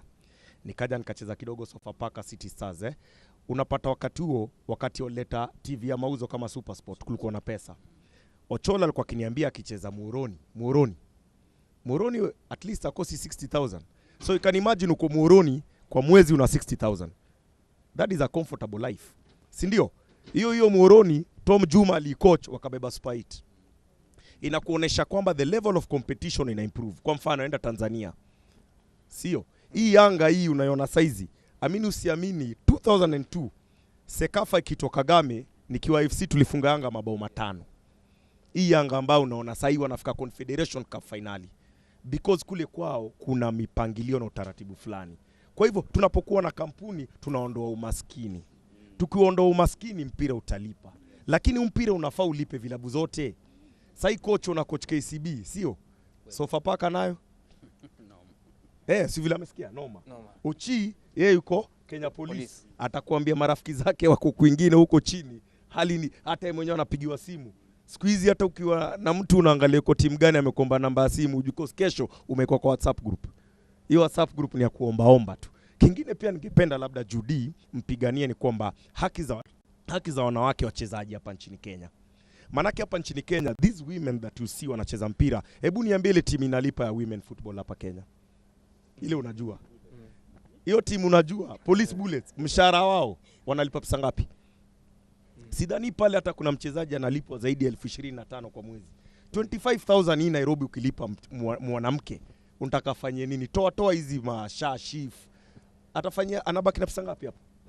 Kwa hivyo unalipaje? Manake wewe kitu unamfanyia tunaishi hand to mouth. Sio? Tuache kuishi hand to mouth. Let us professionalize football na tuwe na mikakati. Let us invite companies to run the leagues. When companies invite the leagues, ni jukumu lao kuleta sponsorship deals. Alafu tukuwe na goodwill na serikali. Sio? Coach leo unabahatika unafunza KCB. Sio? Lakini kutoka KCB uenda Sofapaka. Mahali dosi Elika Leko anakuambia leo biashara imekuwa mbaya. Sio? Umefunza Morangasil. Si pia Robane za kuambia biashara ni mbaya. Maanake Morangasil ni timu ya mtu binafsi. Na ule si bwanyenye kama Abramovich. Atie anakuambia mimi pesa zangu hii taran Chelsea. Hapana, wanategemea ufadhili. Kama hakuna ufadhili, hali itakuwa mbovu. Vijana watazidi kuzorota. Kwa hivyo lazima ile issue ya club licensing ambayo inazungumziwa iwe. Na shirikisho lililoko kwa sasa ya Hussein na Mariga lazima wajue the honeymoon is over. We want results. Huyu mwanamke tayari alikuwa na mimba. Tushafika Pumwani, jifungue tuone mtoto. The honeymoon is over. Biashara asubuhi. Biashara asubuhi. Marikiti tunasema asubuhi, mchana tunahesabu faida. Judy, nataka nikulete kwenye mada tofauti. Wewe unasema umelelewa kwenye akademia. Wewe ulikuwa familia ya vitabu. So najua kuna mahali ambapo ulifika ukaona hii lift inapiga I give.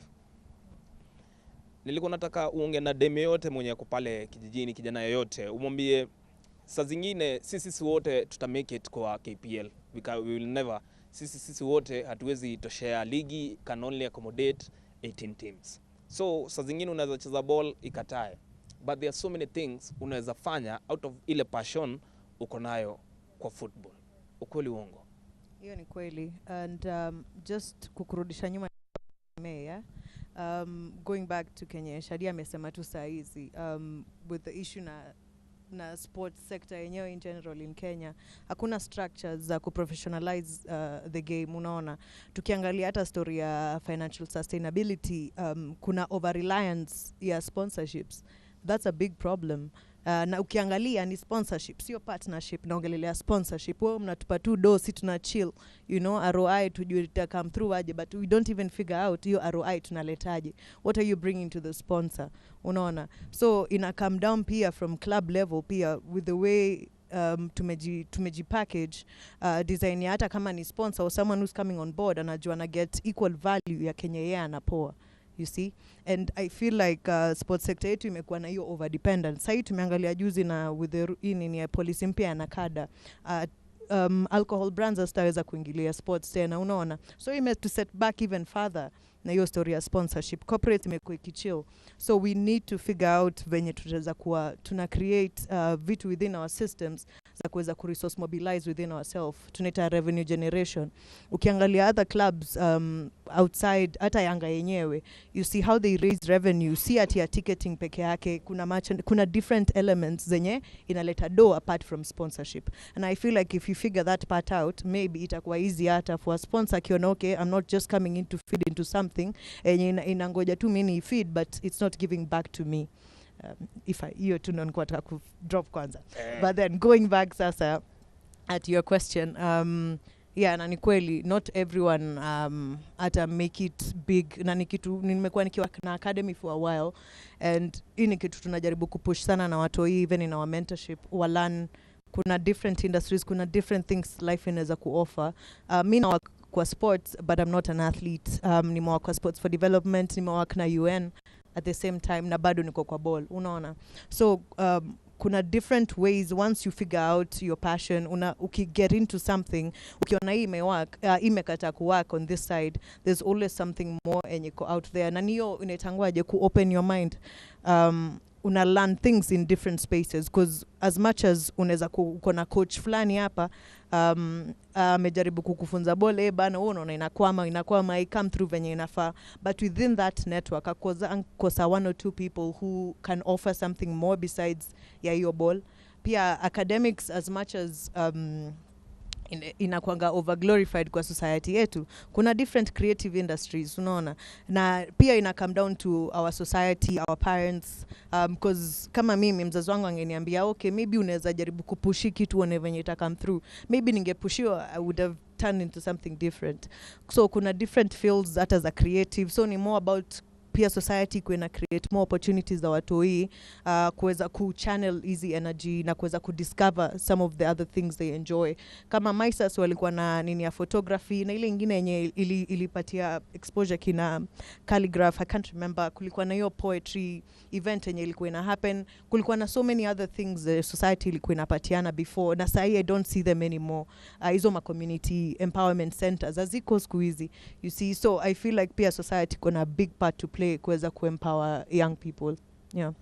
John Jongo. Yes. Kama leo kuna kitu nayo nimefanya, niko na bench imeshiba. Yes. Kila mtu na swali lake. Kabisa.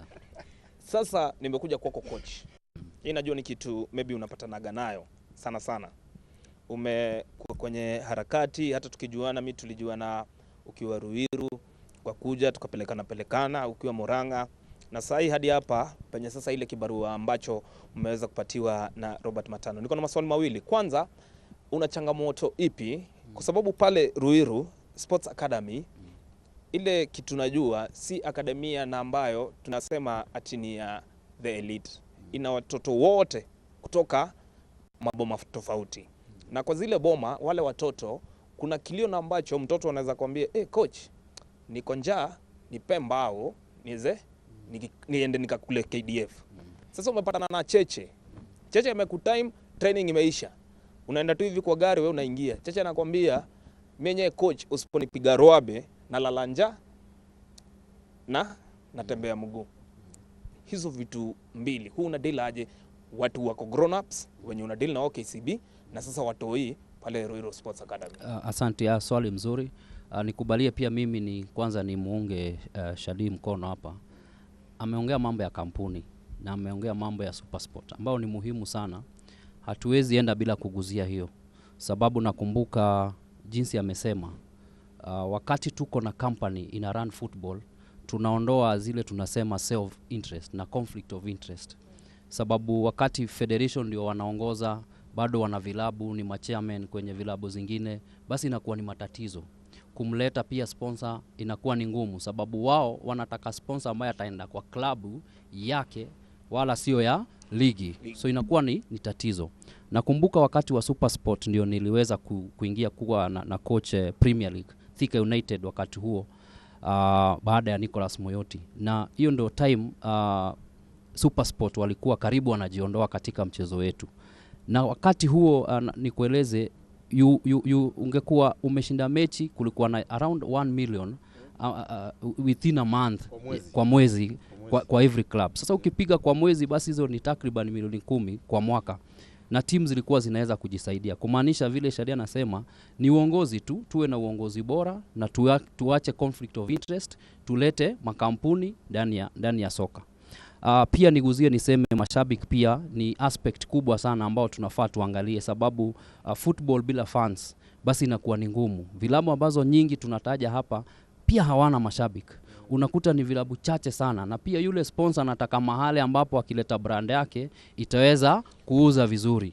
Kumaanisha pia ni jambo nzuri. Leo hii tulikuwa na mechi pale za playoffs Thika. Stadium imejaa vizuri. Tumekuwa tukiona juzi tu Harambee Stars wakicheza, stadium ilijaa. Kwa hivyo hiyo ni jambo ambalo tunafaa himize wa mafans wetu watokee kwa soka.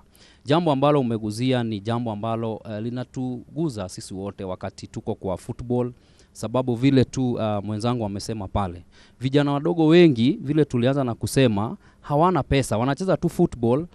Maybe akiwa na lengo kesho anaweza kuwa Cheche wa Kenya ama anaweza kuwa Cristiano wa the world, but kwa leo unakuwa wengi wana matatizo. Na umeuliza swali nzuri, anacheza hana hata chakula ya jioni, mwingine anacheza hana hata karo ya shule. Ni mambo ambayo tunapitia mengi, na ni jambo ambalo kwa hakika hatuwezi tukasaidia wote, lakini mara nyingi tunaweza saidia. Unaweza mpatia maybe 100 bob akakula, lakini haitaweza kutimiza mahitaji yake yote. Kumaanisha tunapoteza talanta mingi sana sababu ya mashida za football. Na ukiangalia wale wengi ambao wanapata hii mashida ni wale ambao ni wazuri zaidi. Sababu sorry to say, football most of the time hapa nchini Kenya tunatoa watoto wengi wazuri katika zile ghetto, mitaa ambayo kwa kweli ni ya hali ya chini kweli. So kumaanisha huyo mtoto anacheza ball lakini hana chochote. Ni jambo ambalo tunapitia sisi kama makocha. Unakuta unabeba mzigo mkubwa sana Nicholas, unabeba mzigo sababu wengi hawana. Lakini niguzie niseme, ukiangalia kama pale kwetu Royal Sports Academy, ni vizuri pia tuanze kufikiria football kama biashara, sio tu kama tu mchezo. Sababu sisi pale katika Royal Sports Academy saizi tuko na branch 3, moja Royal, ingine pale Kasarani na ingine pale Tatu City. Ukienda pale kuna watoto ambao wameweza, wazazi wao wanaweza kulipa hiyo ada kidogo. Sasa hivyo akilipa hiyo kidogo tunamsaidia yule pia hawezi. Kwa hivyo tunakuwa na vitengo viwili za watoto. Yule anaweza lipiwa na mzazi, kama Shadi leo akileta mtoto wake Royal Sports Academy sitampa free. Tamwambia lipa 3,000. Akilipa 3 moja nitampa yule kijana mdogo wa mtaa ambaye hajiwezi. Na wengi pia tunaweza through hiyo business tunaweza kuwalipia mpaka karo ya shule. Kwa hivyo ni vizuri tuangalie na hiyo aspect pia, tulete biashara ndani ya soka, sababu football is the biggest paying job kwa wale ambao wamefika kiwango kile. Lakini hapa kwetu vile tulianza na kusema bado tuko mbali sana. Asante. Cheche. So kuna mambo mbili na ni story na ambazo tumefanya na sijui ni hadi lini tutazidi kuzifanya. Moja ni wakati Cheche unacheza kwa sasa, mashangwe tupatane pale Dando, iwe Dando Police Sacco, iwe Ulinzi Complex, tutapatana na tutaambiana anya Cheche umeweza. At the time unapataka kitu, unaona? But after miaka mbekse 2 tu Cheche huta enroll kuingia CAFD, huta enroll kwa biz, utataka hata kuweka ka kiosk. So the next thing utafanya, utatokea after 4 to 5 seasons utanitafuta uniambie, hey Wanyokavi niko iko hivi, mimi na feel nimetelekezwa, hakuna kitu, team haini support. Na unasahau at the time pia wachezaji na feel pia wanafaa wajiblame at some point. As much as haiko pia ile kidogo Cheche sijui ni aje tunaweza fanya kujimudu nayo Cheche, because for now tangia nilikujua vizuri 2012 na najua sasa unaelekea hapo kwa prime. Najua ushapiga hesabu, unajua mimi nikitoka hapa naenda kuwa technical director ama naingia kwa biz. Wachezaji wanafaa embrace that. Tukirudi hapo nyuma nikwambia hiyo kila mtu afaa ku embrace that, but mjua wachezaji tuko kwa limelight sana. Juu kwa limelight bana maanisha kila wachezaji, hii job ya ball, I think wengi tumecheza ball hapa. Hii kazi ya ball ina demand a lot. Na juzi mtu aliniuliza kuhusu ball, nikamwambia ball iko na a lot of depressions. Watu wajuangi. Hiyo depression ni you have to perform on the field. Mafans wa demand, makocha wa demand. mtaani kuna vile tu wasema wachezaji wengi kutoka kwa team, ukicheza sana wachezaji wengi like 80% ya Kenya kutoka ghetto. So hizi demands zimetoka from family to the field. So na classes mingi pia hapa Kenya hakunanga hizo za depression. Wachezaji wengi I think country mingi ziko na hizo classes. Kuna sababu unapata mchezaji form yake imerudi chini na ujui reason yake ni gani, na makocha wengi, kocha kiwapa wakwangi manager wengi wao mmoja pia job zao zina demand. So coach ana demand your results, yeye kwa hivyo ataka kwako results, ataka kujua mbona uperform. So akino perform na mchezaji mwingine ana perform, una kutoka. So katika hiyo hali wachezaji vile nimekuambia unaweza cheza 10 season 10 uweza kuchezea Tusker, FC bla bla. So watu wajua, ukiniangalia wajua labda zile timu nimechezea. But labda kwa hizo timu 10, 2 ndio zinilipa. Hizo zingine zilikuwa after miezi 2 3 nalipwa. So hata kuna business unafanya, wachezaji wengi hiyo pesa si enough. Unaweza kufungua kinyozi yako, lakini hiyo pesa ya kinyozi unaijazilia. Because labda nimefungua kinyozi na nimefungua cloth line yangu nafanya. Na nacheza ball labda timu moja hapa Kenya. So sipati enough. So mwisho wa mwezi imefika ile timu hajanipatia pesa. So profit ya kinyozi na ile clothing line yangu naingiza, rent yangu izidi, nashikanisha 1+1 hapa. So by the time ile pesa inakuja after 3 or 4 months, tena ni kama kuziba hizo ma holes nimeacha. So by the time hizo dozi na come as add up. So mchezaji jumezoeo limelight kuonekana, unajulikana, inapata hiyo business yako, by the time unakuja kuacha ball ama umefukuzwa ama umeachishwa juu Kenya watu wachishwa mpira, unapata business yako sasa haina profit enough, haina kitu enough, so unajisustain nayo. So business yako tena ya unachukua hiyo business yako sasa kama lifestyle yako. But mpira ikilipa, ukiamua unafungua business yako kando ama unafanya kitu kingine kando, pesa ya mpira ni ya mpira na hii business. So in advantage kwako. Unaona, jukua bila kwamba wachezaji wengi wale ma top, mtu ana hoteli yake. Pesa yake hoteli iko huku, ya mpira iko huku.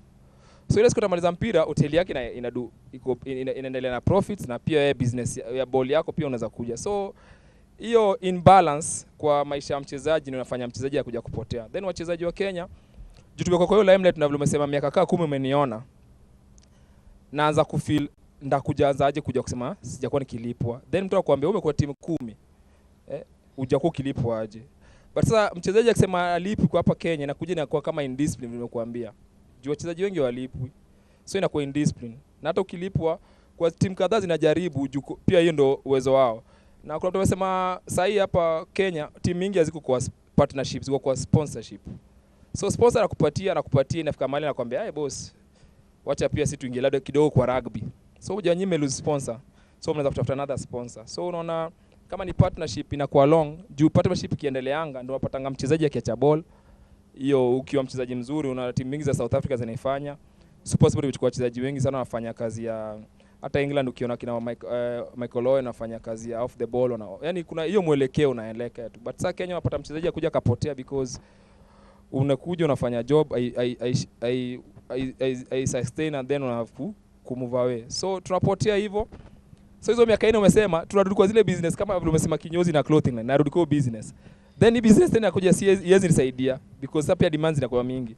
So tena na kuja na juu wachezaji wengi hata wakisema wanaomba, aombangi juu wamekaa kwa nyumba. Wachezaji wengi wale najua wana hustle. But sasa ends as meet because time pia imeenda na pia miaka imeenda. So mimi kama ungezifungua business na pia ball inalipa, huwezi kwa una imbalance kwa hizi vitu mbili. Shukran sana Cheche. Kenyash, wewe na wewe leo kazi yako ni mashinani. Pale Div 2, ukicheza games za Division 2, BA tunacheza, kuna Div 2, kuna Div 1, but nimesikia kuna mpango wa kuscrap, sijui ni ligi gani itakuwa inaondolewa. But sasa hata mimi I used to play football. At the time nilikuwa natoka Juja naenda kwetu Kabeta na nilikuwa nacheza huko MKU. But ukienda hiyo ball, ukienda game ulikuwa unaenda na 30 bob. 30 bob tulikuwa za kutoa za kulipa refa. Lakini at the end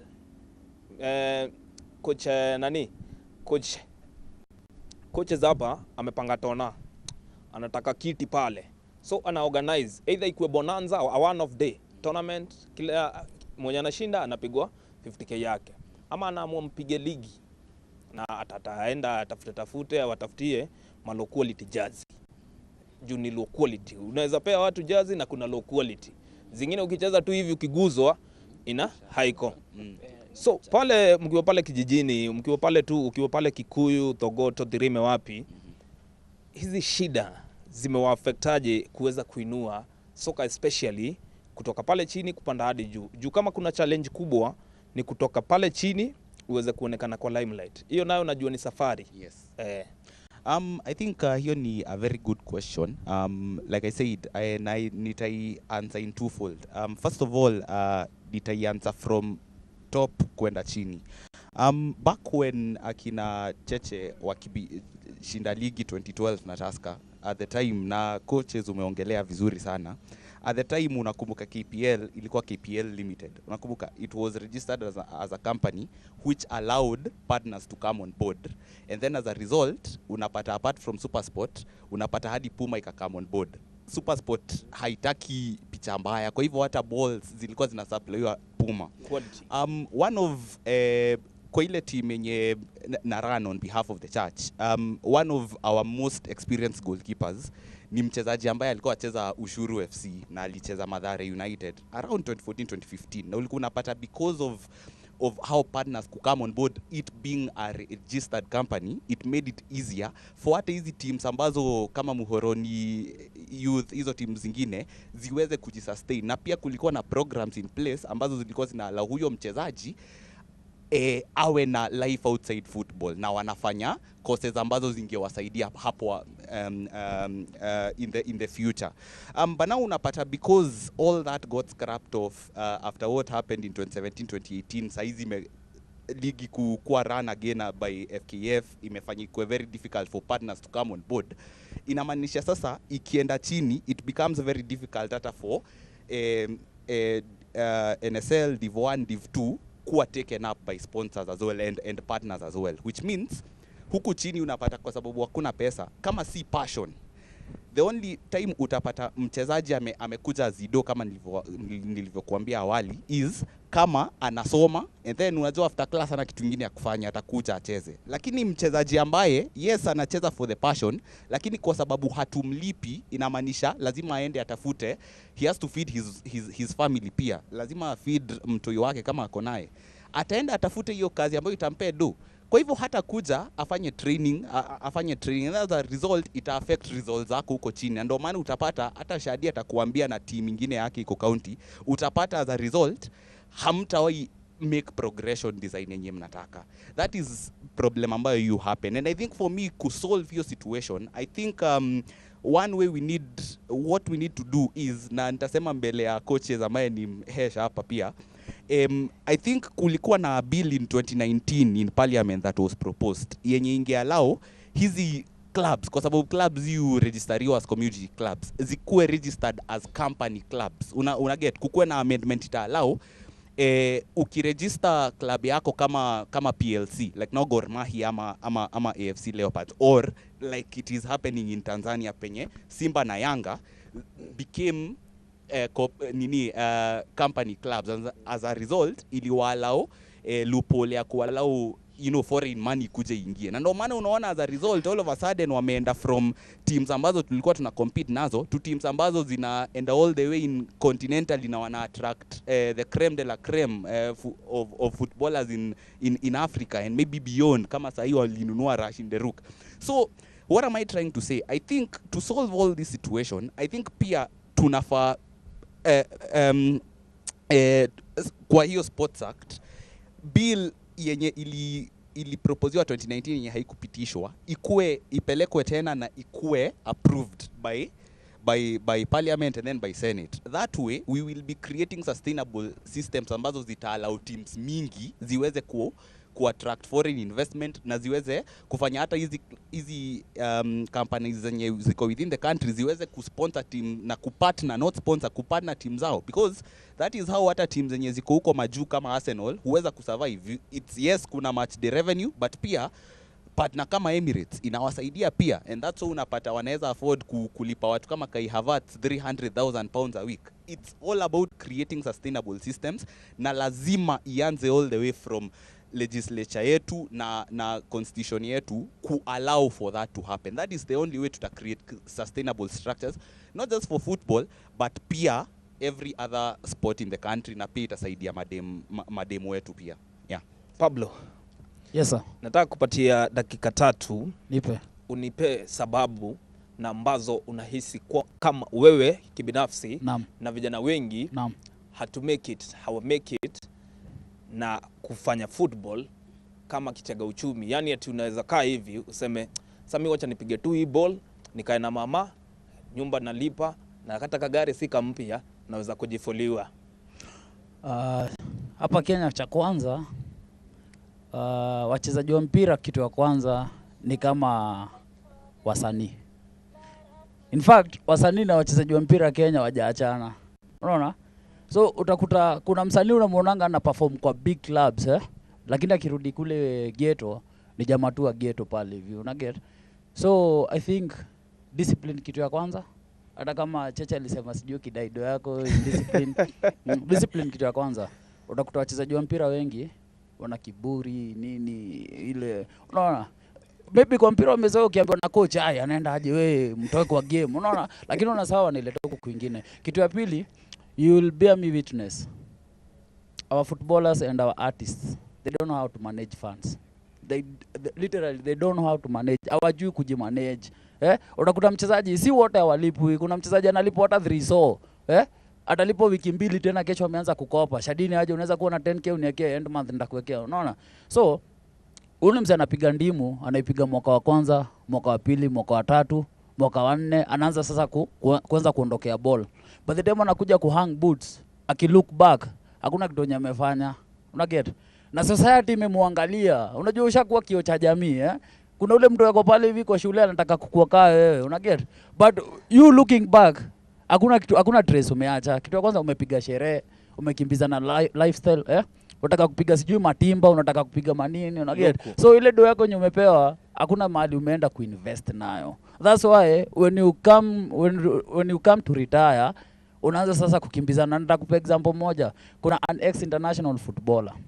Mimi nimekaa na wazee tukikula nyama bama. Sasa wale mafanatics sasa mnakaa wanaanza kuchambua. Alafu zuri moja na wazee wa Nairobi, hawajuagi kuficha, wanaongeanga pale hapo. Angalia kama kijana Jamal Malo. Ule ni kijana ambaye alikuwa anacheza ndimu yake fiti, lakini indiscipline anakuja hadi na chicha kwa nini unagenda. Angalia Kajole, lakini sawa tuongelea muda unipi nini, tunaweza ongea mpaka kesho, lakini when our footballers coaches wakati mtaanza kuonyesha now when you get the money this is what you should do, hivi ndio unafaa ujifunze na finances, watakuwa wazuri hata wakiretire. But for now wachezaji wenyewe tuko nao wengi wanafikiria sherehe na vitu za lifestyle na hizi vitu ukimbize models, ukimbize nani, no there's so much to that. Shukran sana Pablo. Kwa sasa mtazamaji, nataka tuweze kutia kikomo kidogo, tuweze kupokea taarifa ili mwenzangu Ian Keitani aweze kutuarifu ambayo yameshinda ya kijiri. Tutapatana nawe baada ya taarifa za saa 3. Usibonyeze kidude.